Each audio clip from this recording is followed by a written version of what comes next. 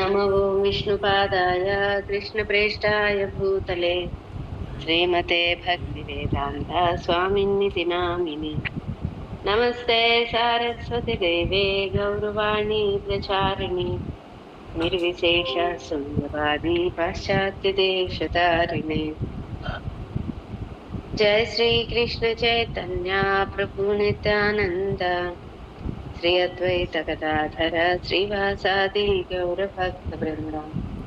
Hare Krishna Krishna Krishna Hare Hare, Hare Ram Ram Ram Hare Hare. The most merciful lord Shri Shri Jagannath Baladev Subhadra महारानी सुदर्शन की जय, श्री राधा श्याम सुंदर की जय, श्री लक्ष्मी नरसिंहदेव भक्त प्रहलाद महाराज की जय, श्री गौर निताय की जय, हिज डिवाइन ग्रेस श्री भक्ति वेदांत स्वामी श्रील प्रभुपाद महाराज की जय। Hare Krishna, all glories to Hare Krishna, all glories all glories all glories to Shri guru and గౌరవ। ఓకే, హరే కృష్ణ చదవండి।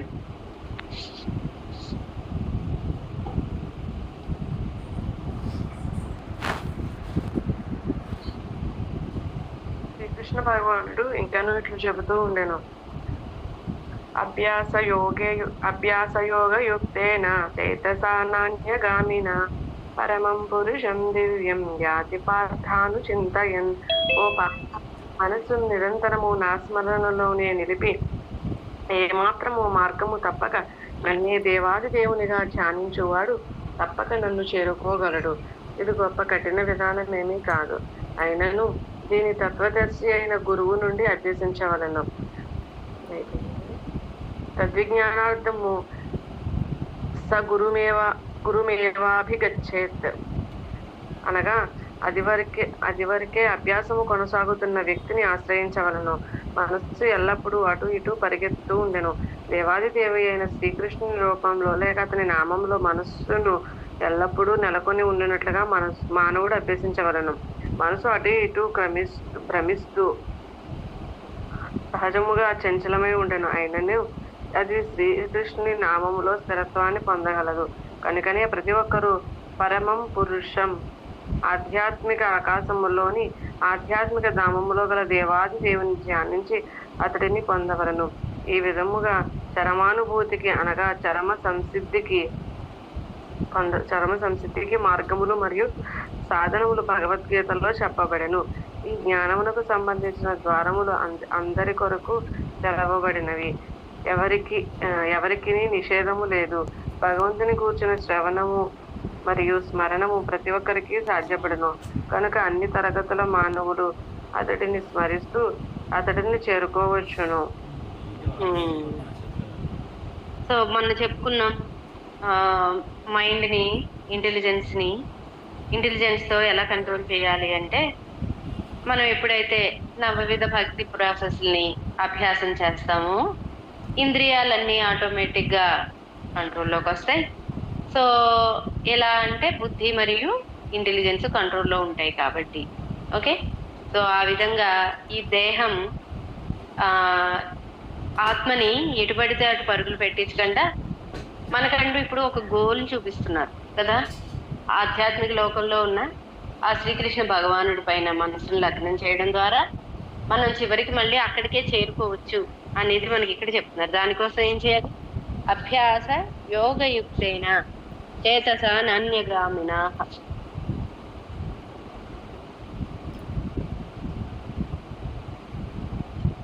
ఓ పార్థ, మనస్సును నిరంతరము నా స్మరణ యందే నిలిపి ఏమాత్రము మార్గము తప్పక నన్నే దేవాది దేవుడిగా ధ్యానించువాడు తప్పక నన్ను చేరుకోగలడు. చాలా ఇంపార్టెంట్ అయినటువంటి మాట, మార్గం తప్పకూడదు. ఓకే, మనం ఇక్కడి నుంచి ఫర్ ఎగ్జాంపుల్ ఒక హైదరాబాద్ వెళ్దాం అనుకుంటున్నాను. ఇక్కడి నుంచి నేను డైరెక్ట్గా ఏ గ్రామాల దాటుకుంటూ అమెరికా హైదరాబాద్ వెళ్ళాలో ఆ రూట్లోనే వెళ్ళాను అనుకోండి, గమ్యాన్ని త్వరగా చేరుకుంటాం. కాదని చెప్పి ఇటు కాసేపు రాజమండ్రి వెళ్ళి అక్కడ కొన్ని పెత్తనాలు చేసి, ఆ తర్వాత అక్కడి నుంచి వైజాగ్ వెళ్ళి అక్కడ కొన్ని పెత్తనాలు చేసి, అక్కడి నుంచి ఇంకో చోటుకి వెళ్ళి మళ్ళీ ఆ, అలాగ తిరుగుతున్నాం అనుకోండి, హైదరాబాద్ ఎప్పటికి వెళ్తాం? చాలా లేట్గా వెళ్తాం. అవునా? అవునా కదా? సో అందుకని మన మార్గాన్ని సరిగ్గా వెళ్ళాలి అంటే మనం కరెక్ట్ అయిన దారిలో వెళ్ళాలి.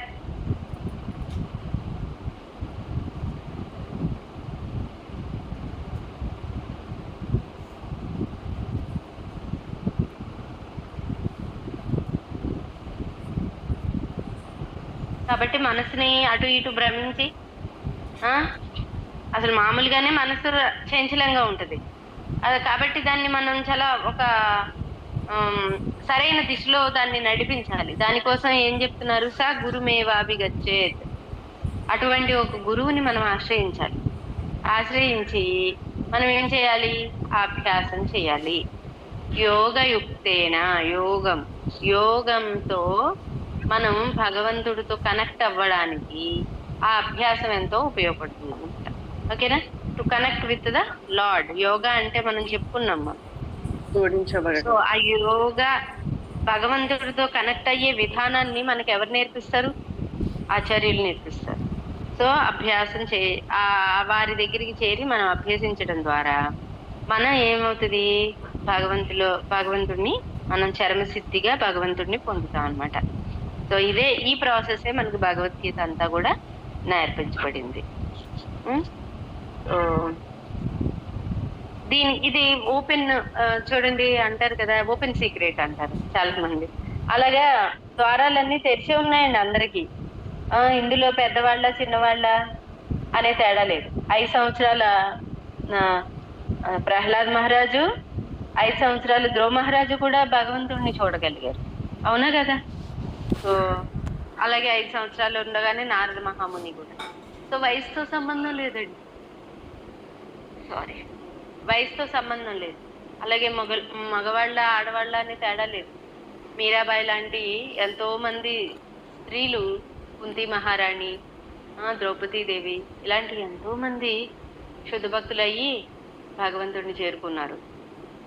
అదేవిధంగా యశోదమయ్య, దేవకి మాత ఇలాంటి వాళ్ళైతే భగవంతుడిని తన పుత్రుడిగా పొందారు. సో చూడండి ఎంత భాగ్యం. కాబట్టి జెండర్ ప్రాబ్లము లేదు. సో బ్రాహ్మణుడు, క్షత్రియుడు అటువంటి తేడాలు ఉన్నాయా అంటే, బ్రాహ్మణుడు ఏ విధంగా అయితే భగవంతుడిని పొందగలడో, అంబరీష్ మహారాజు లాంటి రాజర్షులు కూడా భగవంతుడిని అలాగే పొందారు. ఓకే? సో చండాలుడు ఏమన్నా పొందలేదా అంటే, మృగారి, అజామీలుడు లాంటి దారి తప్పినటువంటి వ్యక్తులు కూడా గురువు ఆశ్రయాన్ని పొంది ముక్తిని పొందారు. మృగారి స్టోరీ మనం వింటే, ఒక అడవిలో జంతువుల్ని వేటాడేటువంటి ఒక వేటగాడు. ఓకే? అతను ఎలాంటి వాడు అంటే, ఫ్రెష్ మాంసాన్ని అమ్మాలి జనాలకి. సో ఫ్రెష్ మాంసాన్ని అమ్మాలి అంటే జీవి చచ్చిపోయింది అనుకోండి, కుళ్ళిపోద్ది కదా. అవునా? అందుకని బాణాలేసి దాన్ని ఎక్కడికి కదలనివ్వకుండా గాయపరిచి ఆ గాయాలతో వాటిని భద్రపరిచేవాడు. అర్థమైందా మీకు ప్రాబ్లం? ఉన్నారా అందరూ? అది పాపం ఆ బాధకి విలవిలలాడి కొట్టుకుంటున్నా సరే ఇతనికి ఏ బాధ ఉండేది కాదు. అంతటి కసాయివాడు అనమాట. అంటే పక్క జీవి బాధ కూడా తను చూడలేనటువంటి వాడు. అలాంటి వాడు ఒకసారి పర్వత మహాముని, నారద మహాముని అటువైపుగా వెళ్తూ ఇతని యొక్క కృత్యాన్ని చూశారు. ఎన్నో జంతువుల్ని పాపం వాడు సగం చంపి అలా ఉంచాడనమాట. అంటే గాయపరిచి ఉంచాడు. అది చూసినటువంటి నారద మహాముని యొక్క హృదయం చెలించిపోయింది. ఆయన వెళ్ళారు మృగారి దగ్గరికి. ఓ మృగారి, ఏం చేస్తున్నావయ్యా నువ్వు ఎలాంటి ఘోరమైనటువంటి పాపాలని చేస్తున్నావో నీకేమన్నా తెలుసా అని అడుగుతారన్నమాట. అడిగితే మృగారి అంటాడు, నేనేం తప్పు చేస్తున్నాను? నా తాతలు, మా తండ్రులు ఏదైతే చేశారో నేను అది చేస్తున్నాను. నేను వేటగాడిని. జంతువుల్ని వేటాడడం మా యొక్క వృత్తి. సో వేటాడుతాను, వాటిని అమ్ముకుంటాను, నా కుటుంబాన్ని నేను పోషించుకుంటాను. ఇందులో తప్పేంటి? మనందరం అడుగుతాం కదండి. అందరూ చేస్తున్నారు కదా, నేను చేస్తాను, ఇందులో తప్పేంటి అంటాం కదా. అలాగే అడిగాడు మృగారి కూడా. అడిగితే అప్పుడు నారద మహాముని మొత్తం చక్కగా ఎక్స్ప్లెయిన్ చేశారనమాట. పక్కన వాడి యొక్క బాధని ఎలా సహించలేకపోతామో పోకుండా ఉంటాము అనే దాని గురించి ఆయన గొప్ప భక్తుడు. నారద మహాముని అంటే టచ్ స్టోన్ లాంటి వారు అనమాట. అంటే మీకు తెలుసా టచ్ స్టోన్ గురించి? ఎవరైనా విన్నారా అండి? స్పర్శవేది అంటారు కదా. స్పర్శవేది అనకూడదు, ఆయన్ని చింతామణి అనొచ్చు. చింతామణి స్టోను అది టచ్ అయితే ఏదైనా సరే ఇనుము బంగారంగా మార్చుద్ది స్పర్శవేది అయితే. ఓకే, చింతామణి అయితే ఇంకా అది మణి, దివ్యమైనటువంటి మణి, ఎటువంటి భౌతిక పదార్థమైన దివ్యంగా మారిపోతుంది అనమాట. చింతామణి అంటారు దాన్ని. అది ఇక్కడ ఉండదు, గోలోకంలోనే ఉంది. సో నారద మహాముని అలాంటి వారు కాబట్టి ఆయనతో కాసేపు సంభాషించినటువంటి మన మృగారి అర్థం చేసుకున్నాడు. అవునా, నేను చేసేటువంటి పని వలన ఎన్నో జీవులు ఎంతో కష్టాన్ని అనుభవిస్తున్నాయి అని అర్థం చేసుకున్నాడు అన్న. అర్థం చేసుకొని మరి నేను ఇప్పుడు ఏం చేయాలి? వేటాడొద్దు అంటున్నారు. వేటాడడం వల్ల జంతువుల్ని నేను చంపడం వలన అవి బాధపడతాయి, ఆ పాపం నాకు చుట్టుకుంటుంది అంటున్నారు. మరి నేను ఎలా నా కుటుంబాన్ని పోషించుకోవాలి అని అడుగుతాడు అనమాట. అప్పుడు నారద మహాముని ఏం చేస్తారంటే అతనికి హరినామ ఇనిషియేషన్ చేసి, నువ్వు నామాన్ని తీసుకో, హరినామాన్ని తీసుకో, నువ్వు ఇంటికెళ్ళి శుభ్రంగా ఉన్నటువంటి మాంసం అంతా తీసే, క్లీన్ చేసే, ఇల్లంతా కూడా క్లీన్ చేసేసి ఒక తులసి మహారాణిని ఇంటి ముందు స్థాపించి ఆ తులసి మహారాణి ముందు కూర్చొని నువ్వు జపం చెయ్యి. ఆటోమేటిక్ గా నీ ఫుడ్ నీ దగ్గరికి వస్తుంది అంటే, మీరు పంపిస్తారా? నిజంగానే నాకు ఫుడ్ వస్తుందా అని అడుగుతాడు అనమాట. తప్పకుండా వస్తుందయ్యా, నీ ఇంటికే నిన్ను వెతుక్కుంటూ ఫుడ్ వస్తుంది, నువ్వు వెళ్ళు అంటాడు అన్నమాట. సో ఆ శుద్ధ భక్తుని నోటి నుంచి విన్నటువంటి ఆ మృగారి కూడా మారిపోయి ఏం చేస్తాడనమాట, ఇంటికి వెళ్ళాడు, మొత్తం వాళ్ళ భార్యకి అంతా వివరించాడు, ఆ మాంసం అంతా తీసేశాడు, ఇల్లంతా క్లీన్ చేసేసాడు, చక్కగా ఆవిడ ఇళ్ళలికేసి ముగ్గులు పెట్టేసింది, ఒక తులసి మహారాణిని తీసుకొచ్చి ఇంటి ముందు స్థాపించేశాడు. ఆ నారద మహాముని ద్వారా ఇనిషియేషన్ అయింది కదా అతనికి, దీక్ష, హరినామ దీక్ష జరిగింది అతనికి. సో ఆ దీక్షతో ఆ మాల పట్టుకుని తులసి మహారాణి ముందు కూర్చొని జపం చేయడం మొదలు పెట్టాడు. అంతే, తల కూడా షేవ్ చేసేసాడు. ఓకే, ధోతి కొట్టేసుకున్నాడు, మొత్తం అంతా మారిపోయాడు ఇప్పుడు మృగారి. సో ఊళ్ళో వాళ్ళందరికీ తెలిసిపోయింది విషయం.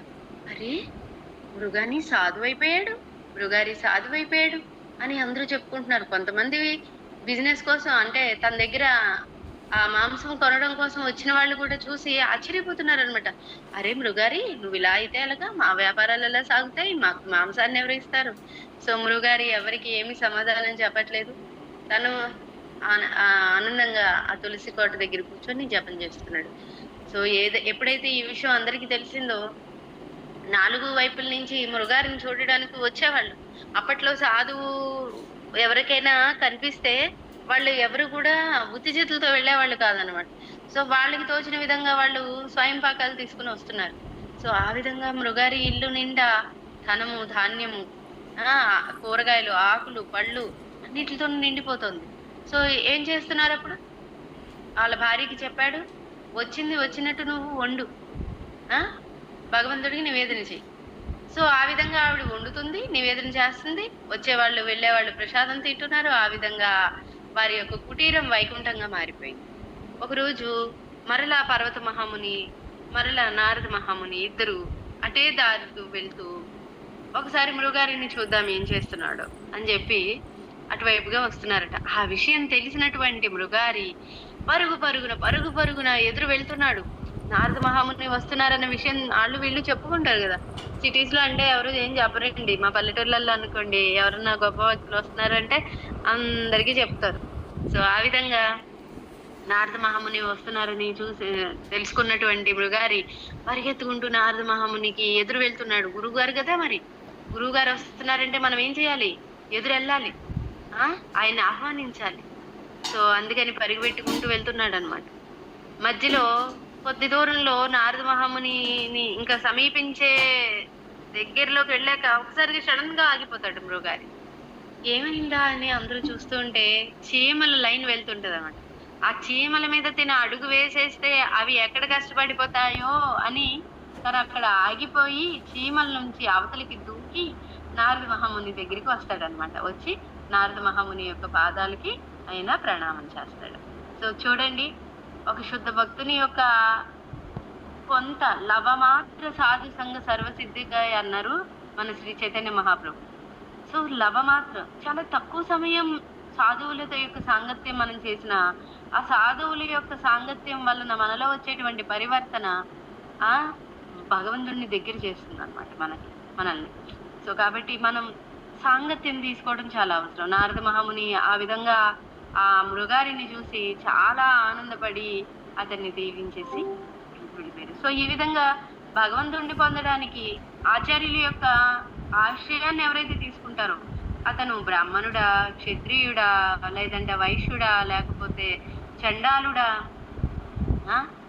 లేదంటే ఒక రాక్షసుడా, ఏ తేడా లేదు. పెద్దవాళ్ళ, చిన్నవాళ్ళ, ఆడవాళ్ళ, మగవాళ్ళ, మనదేశీయుల, పరదేశీయుల ఏ తేడా లేదండి. ప్రతి ఒక్కరికి కూడా ద్వారాలు తెచ్చుకునే ఉంటాయి అన్నమాట. సో ఆ ద్వారం నుంచి నడవాల్సినటువంటి బాధ్యత మాత్రం మనది. ఆ ద్వారాన్ని ఎన్నుకోవాల్సిన బాధ్యత మాత్రం మనదే అన్నమాట. కాబట్టి మనం అటువంటి గురువుని ఆశ్రయించి నిరంతరము ఆయన గురించిన శ్రవణం చేయడం ద్వారా, మొట్టమొదటి శ్రవణం నవవిధ భక్తుల్లో మొదటిది శ్రవణం, ప్రధానమైనది కూడా శ్రవణమే. శ్రవణం చేయడం ద్వారానే మనం మంచి చెడుల విచక్షణ తెలుసుకుంటాం, భగవంతుడి గురించిన నామ రూప గుణలీల విశిష్టత తెలుసుకుంటాము, మన యొక్క పర్మనెంట్ అడ్రస్ అయిన గోలోకం గురించి తెలుసుకుంటాము. ఆ విధంగా మనకు కూడా అటువంటి ధామానికి వెళ్ళిపోవాలనే ఆశ మనలో కూడా జాగృతం అవుతుంది అన్నమాట. ఒకసారి జాగృతం అయిన తర్వాత విత్తనం వేస్తామండి. గురువు యొక్క పని ఏంటి? మన హృదయంలో విత్తనం వేయడం. అది గురువు మరియు కృష్ణుడి కృప వల్ల మనకి లభిస్తుంది. ఆ తర్వాత మనం చేయాల్సింది ఏంటి? రెగ్యులర్ గా దానికి వాటర్ పోయాలి కదా, విత్తనం ఎండిపోకుండా ఉండాలండి, అవునా?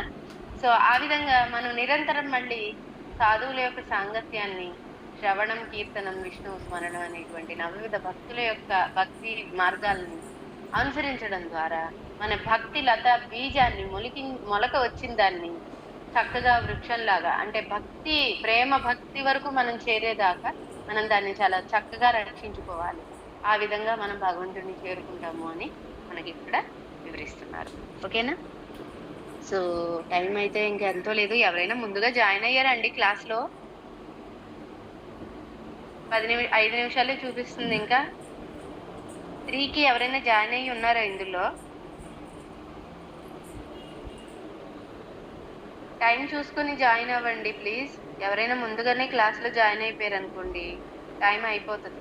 ఎవరో 3కి జాయిన్ అయిపోయినట్టున్నారు. ఇంకా టైం ఇంకా 5 మినిట్సే ఉందని చూపిస్తుంది.